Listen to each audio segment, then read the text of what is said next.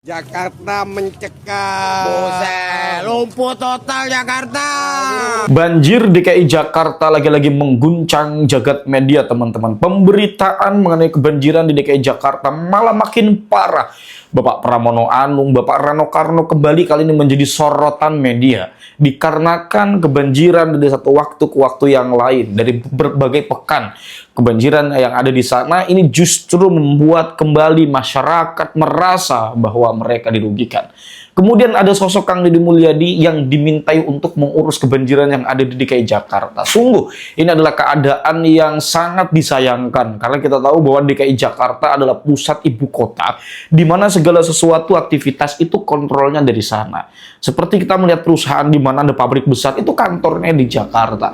Atau kalau kita bicara tentang bagaimana pusat perekonomian, ya bicara Jakarta. Orang berlalu lalang untuk mengirim barang-barang atau apapun, ya kita bicara Jakarta, teman-teman. Itu kenapa juga kemudian kita harus bicara Jakarta, ya.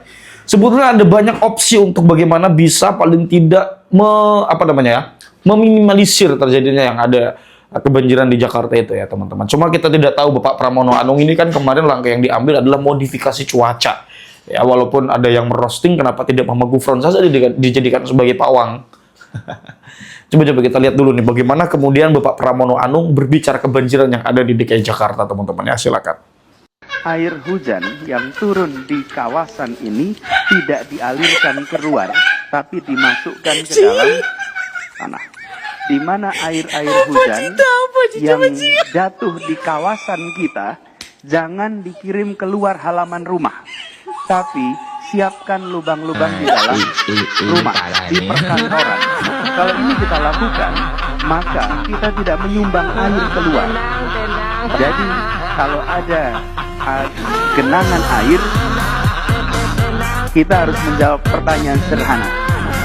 Apakah rumah kami, apakah kantor kami ikut menyumbang air keluar? Kalau masih ikut, tolong dihilangkan sumbangannya. Terakhir adalah naikkan Pak Anies menjadi calon presiden.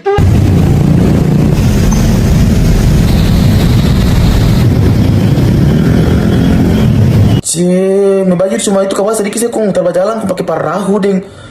Aduh ini lagi. Tadi kalau banjir di Toto, banjir di sini baru mau dipanggil orang di perahu, baru orang angkat mau baru terbisa berjalan gitu. Aduh ini cuma sama di kaki di bawah, pakai apa mau di kaki itu ada Toto. Kau takut Toto basah? Kok berjalan sih? Kau pikir kasih dapat orang saja nih. Orang sana lebih bantu, orang lebih penting, orang lain lebih penting daripada Moni itu. Selfie di atas perahu deng bikin. Bismillahirrahmanirrahim. Banyak sekolah pada hari ini secara PJJ, pembelajaran jarak jauh. Jadi belajarnya dari rumah masing-masing. Gurunya pun di rumah. Karena Jakarta sedang dikepung oleh banjir. Di sana sini jalan-jalan lingkungan penduduk ada kebanjiran.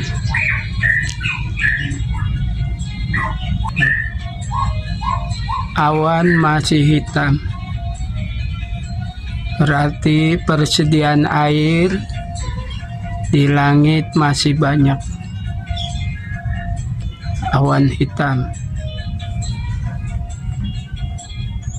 Alhamdulillah, dengan banyaknya turun hujan di Cidodol sehingga buah tomat banyak nih. Pohon tomat banyak berbuah.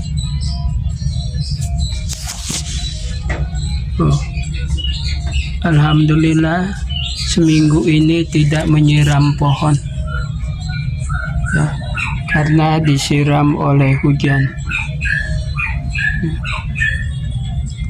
Pohon-pohon pada subur. Moga-moga hujan membawa rahmat, membawa keberkahan bagi penduduk Indonesia. Terima kasih.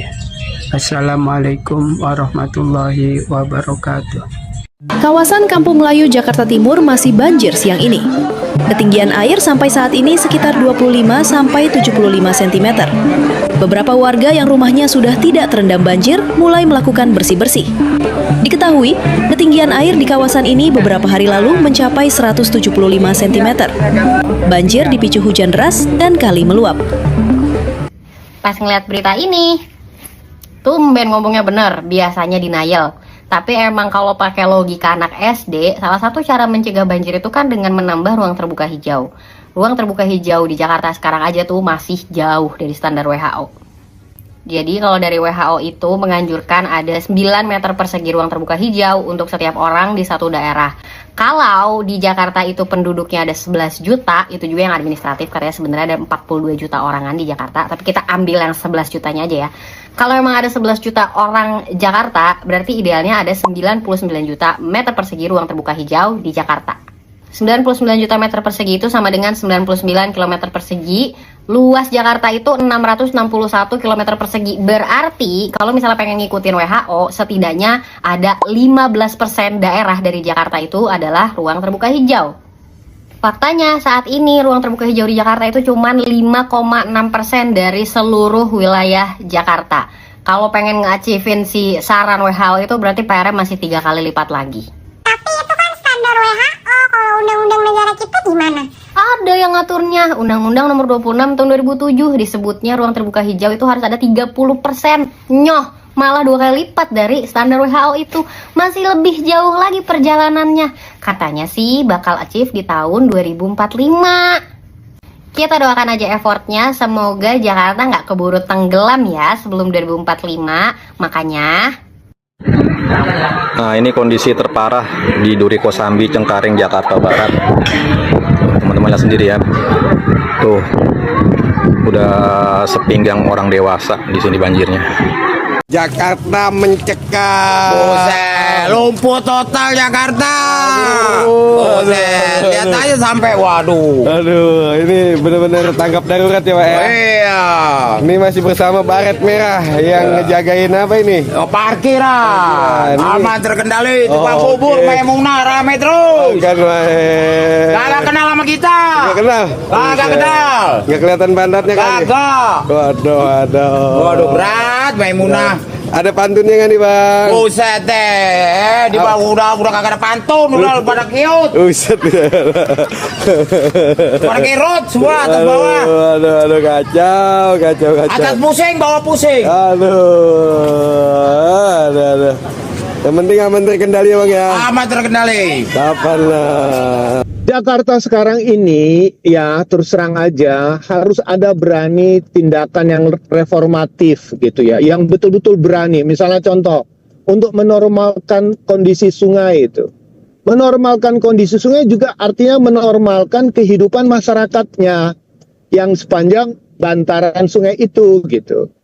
Artinya apa? Harus ada program pembangunan rumah susun. Saya ingat banget di zamannya Pak Ahok waktu itu, ketika kita diminta mengusulkan penataan daerah aliran sungai, yang terjadi kita minta gubernur membuat RPJM itu dalam 5 tahun 50.000 unit rumah susun yang dalam setiap tahunnya minimal 10.000 unit harus bisa terbangun untuk menampung mereka-mereka yang akan direlokasi karena program-program terkait penataan sungai.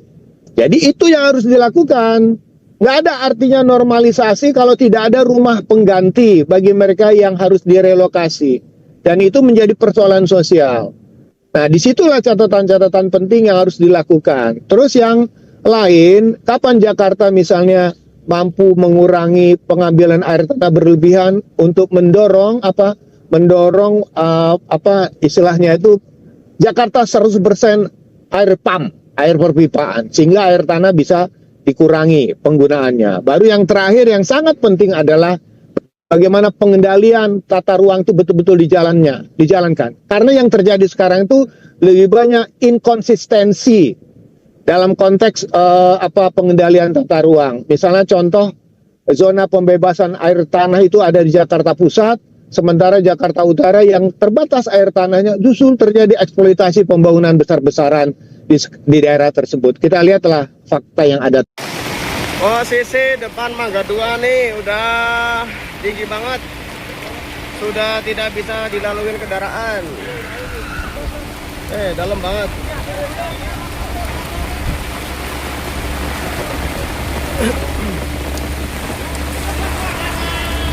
Ada truk lewat. Parah banjir.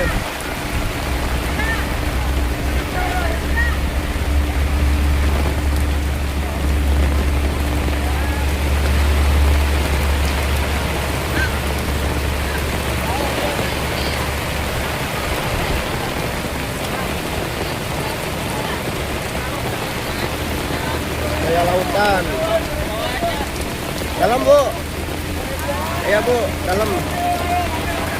Ya, ada motor lewat nih, Bro. Lewat mogok ini motor tuh udah dalam banget. Ini motor listrik. Dari jam 12. Iya, di malam ya. Terus.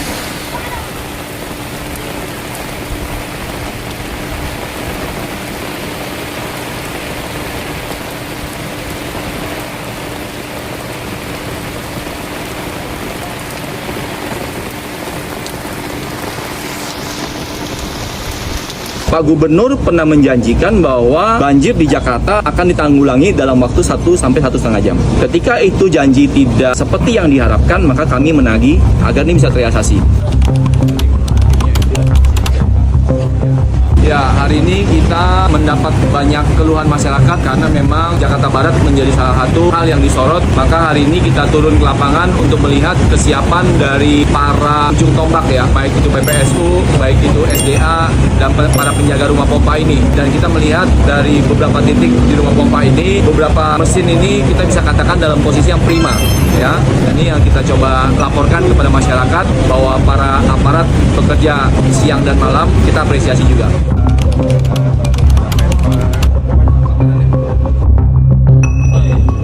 Maka solusi-solusi yang bisa kita lakukan ya kita lakukan dulu ya. Bisa tidur, Bu? Ya.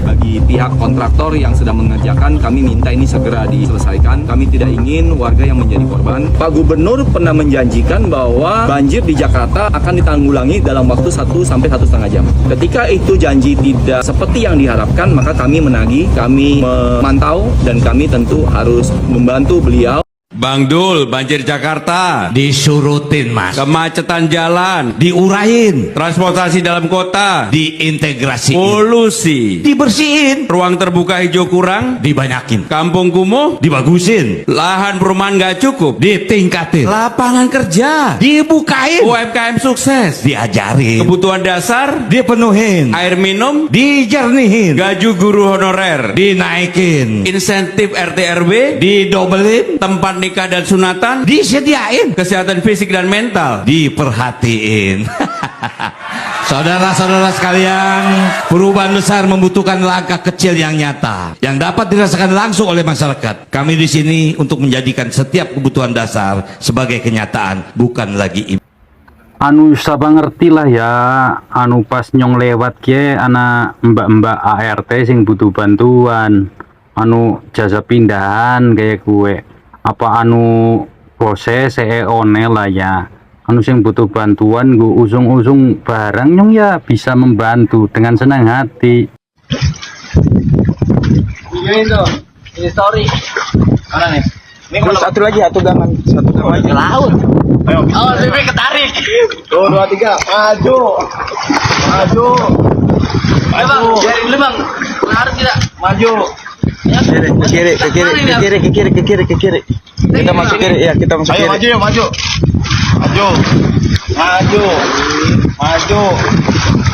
Lama-lama ke tengah kita kalau bisa ini. Dulu ini. Barin. Ayo, gas. Ayo. Maju. Kanan ah. Lah. Sas. Taruh dulu. Lah, ke tengah nih. Ayo. Ayo maju yuk. Bismillah. Bismillahirrahmanirrahim. Maju. Bismillah ya. Terus. Maju. Maju. Ambil kiri. Maju. Maju. Maju. Maju. Maju. Awas tembok, awas tembok, awas tembok. Terus kiri terus. Maju. Ambil kanan, ambil kanan, ambil kanan. Sikat kanannya. Terus. Terus. Action, Pak. Awas kabel. Dekat action. Awas paku.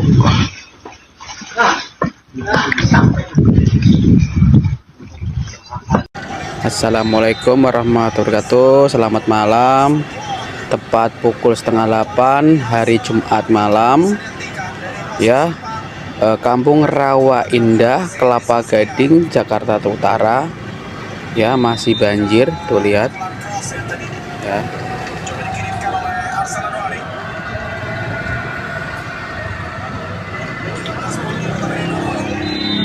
Kondisinya sangat banjir. Tuh, kedalaman semata kaki orang dewasa. Tuh. Ya.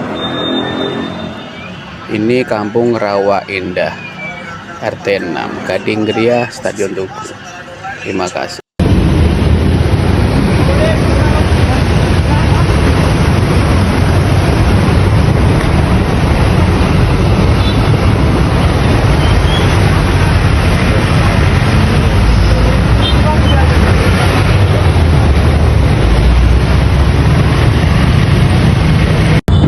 Mana orang yang suka panggil hujan kulu macam itu? Tengok, wah, apa macam kawan-kawan ini sudah turun. Siapa? You orang betul-betul telur. Oh, kita mau kerja pun tak boleh. Tengok, semua lecak. Oh, baru pukul berapa sudah turun hujan. Assalamualaikum warahmatullahi wabarakatuh. Selamat malam. Tepat pukul 7:30 hari Jumat malam. Ya, Kampung Rawa Indah, Kelapa Gading, Jakarta Utara. Ya, masih banjir. Tuh lihat. Ya.